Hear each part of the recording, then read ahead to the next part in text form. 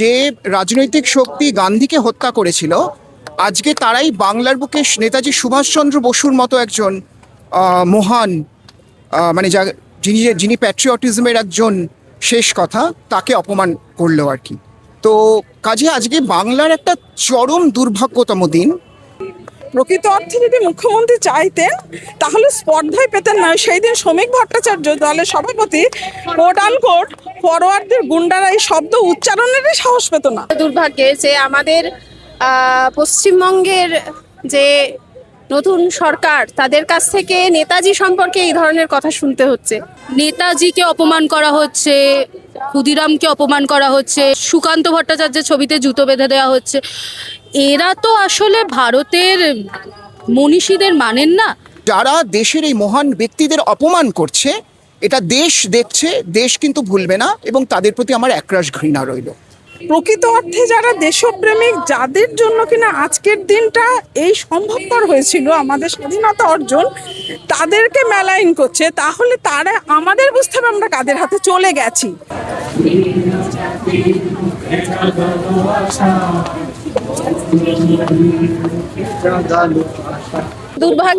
দুর্ভাগ্য যদি বলেন তাহলে দুর্ভাগ্যের যে আমাদের পশ্চিমবঙ্গের যে নতুন সরকার, তাদের কাছ থেকে নেতাজি সম্পর্কে এই ধরনের কথা শুনতে হচ্ছে। সেই কারণেই আজকে পথে নামা। এই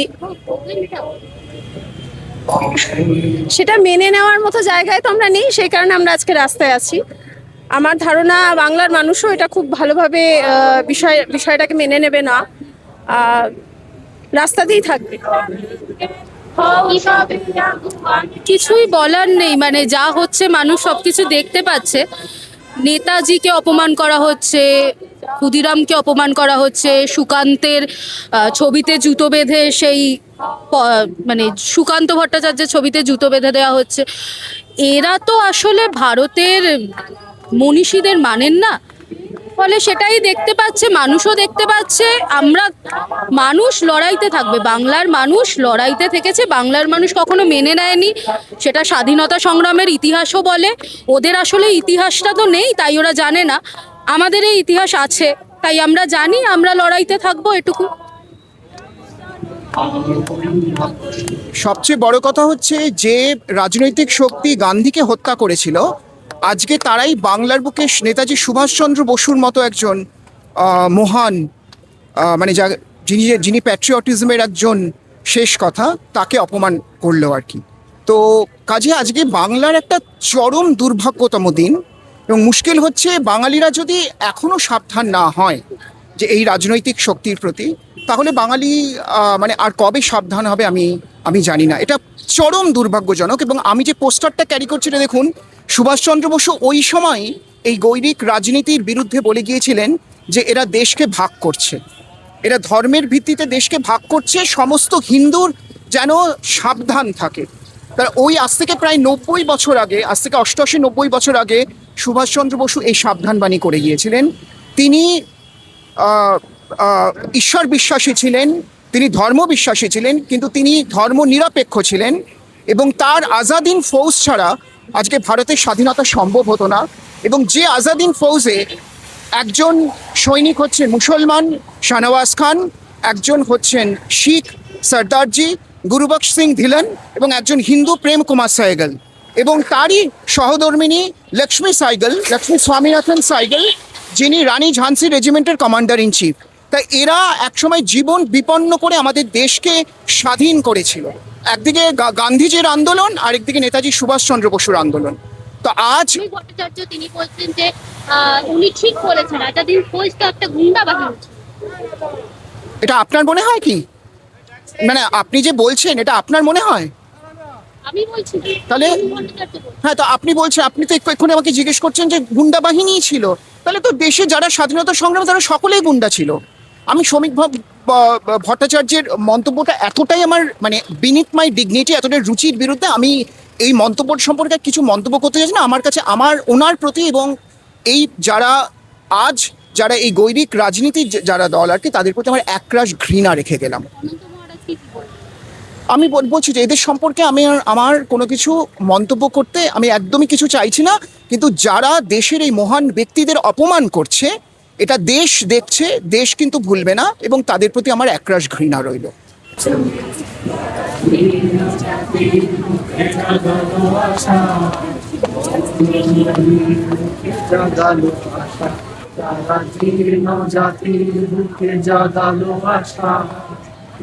আজকে স্বাধীনতা দিবসের ৮০তম বর্ষ, কিন্তু আজকের দিনে নেতাজির অবমাননার জন্য প্রতিবাদে নামতে হচ্ছে আপনাদেরকে, কি বলবেন? এটা ব্যথার এবং আশঙ্কার যে আজকে এই যে আপনি শুরুতে করলেন না ৮০তম স্বাধীনতা দিবসে সেই ব্যক্তিকে অপমান করা হয়েছে, অসম্মান করা হয়েছে যে কিনা স্বাধীনতার একটা বড় অংশ জুড়ে রয়েছে আমাদের অর্জনের ক্ষেত্রে। তার আজাদিন ফৌজ এসব বললে এর কোনো শেষ নেই। তাহলে বুঝতে হবে কতটা পরিকল্পিতভাবে এবং তারা এক ধরনের ষড়যন্ত্র করে প্রকৃত অর্থে যারা দেশপ্রেমিক, যাদের জন্য কিনা আজকের দিনটা এই সম্ভবপর হয়েছিল আমাদের স্বাধীনতা অর্জন, তাদেরকে মেলাইন করছে। তাহলে তারা আমাদের বুঝতে হবে আমরা কাদের হাতে চলে গেছি। সেই জায়গা থেকে দাঁড়িয়ে আজকের এই প্রতিবাদ কর্মসূচি অত্যন্ত প্রাসঙ্গিক এবং জরুরি। যারা কিনা মনে করি আমরা একজন স্বাধীন দেশের নাগরিক এবং আমাদের মত প্রকাশের স্বাধীনতা আছে, আমাদের বেঁধে বেঁধে থাকার স্বাধীনতা আছে, আমাদের বৈচিত্র্যের মধ্যে ঐক্য বজায় রাখাটা জরুরি আছে, কারণ এটাই আমাদের ভারতবর্ষের ডিএনএতে আছে। কে কিভাবে আমাদেরকে নানা রকম বিভাজনের কারুকার্য করছে আমরা তো বুঝতে পারছি। যেভাবে একনায়কতন্ত্র কায়েম হয়েছে গণতান্ত্রিক পরিকাঠামোয়, আমরা একেবারে গ্রাসরুট থেকে প্রত্যেকে বুঝতে পারছি। আধিপত্যবাদ যেভাবে রয়েছে তা প্রশাসনিকভাবে বলুন আর যেভাবেই বলুন না কেন, সেখান থেকে যাতে কিনা আজকে মনীষীদের মানে যারা এই দেশপ্রেমিকদের উপরে আক্রমণ, কার্যত আমাদের উপরে আক্রমণ, যারা আমরা প্রকৃত অর্থে স্বাধীনতা চেয়েছি, আর্থিক স্বাধীনতা, বৈষম্য থেকে স্বাধীনতা, মানুষে মানুষে মিলেমিশে থাকার পরিসর তৈরি করতে চেয়েছি, সেই জায়গা থেকে দাঁড়িয়ে আজ এই প্রতিবাদটা অত্যন্ত জরুরি। এবং অনন্ত মহারাজকে শাস্তি প্রদান করলেন আমাদের রাজ্যের মুখ্যমন্ত্রী, তার বঙ্গবিভূষণ পদ কেড়ে নিয়ে, এটা কি যথাযথ?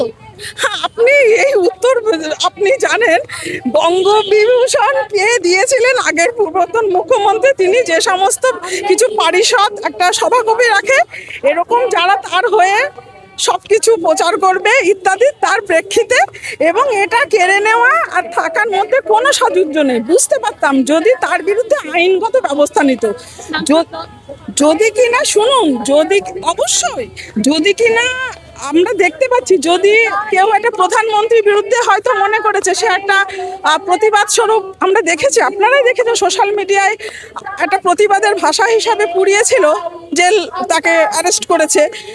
কিন্তু যখন এই আমাদের এই সমস্ত বীরদের যখন মানে এই ধরনের অবমাননা করা হচ্ছে, অত্যাচার করা হচ্ছে, কালিমালিপ্ত করা হচ্ছে, তখন ওই একদম দোষ কাটানোর মতো নিয়ে করে ওই সমস্ত আমরা বুঝতে পারি কার্যত এইসব করে কিচ্ছু হবে না।